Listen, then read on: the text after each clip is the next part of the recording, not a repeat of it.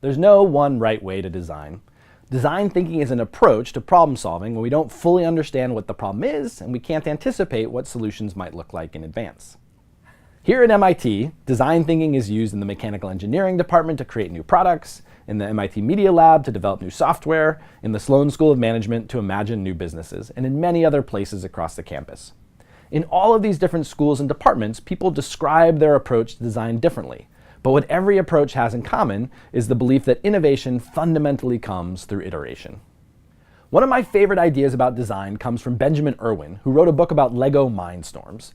Ben explains that building a robot that works involves building a robot that doesn't work and then figuring out what's wrong with it. To me, that captures the spirit of prototyping, testing, and refining. Even with this common spirit, during the interviews and case studies in this course, you'll hear different terms that are used to describe different parts of the design thinking process.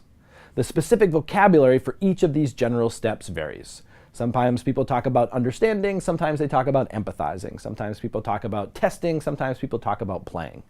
But the same underlying concepts that are underneath all of this different vocabulary. So for this course, we've developed a design thinking process that influences our design work here at MIT's Teaching Systems Lab and connects to the engineering design process practiced by MIT professors who we've interviewed for this course. We've chosen a language that we found accessible both to very young students as well as to teachers and school leaders. For the assignments and exercises in this course, we'll use a design process with 6 phases: discover, focus, imagine, prototype, try, and then reflect and share. To begin unpacking any problem, we need to begin by understanding the people, context, and challenges around that problem. Our process begins with discover. In this stage, designers get to know their users' wants and needs through interviews, research, and observation. The goal of this stage is for designers to develop enough of an understanding of a user's life and context to design from a place of empathy. In the focus stage, designers narrow in on an area of interest or find something that sparks their curiosity.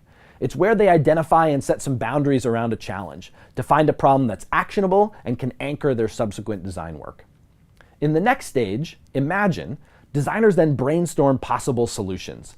It's important that this stage be just that, imaginative. There's a wide range of solutions to any problem, and this is a stage in which designers should feel like they can propose any new ideas without judgment.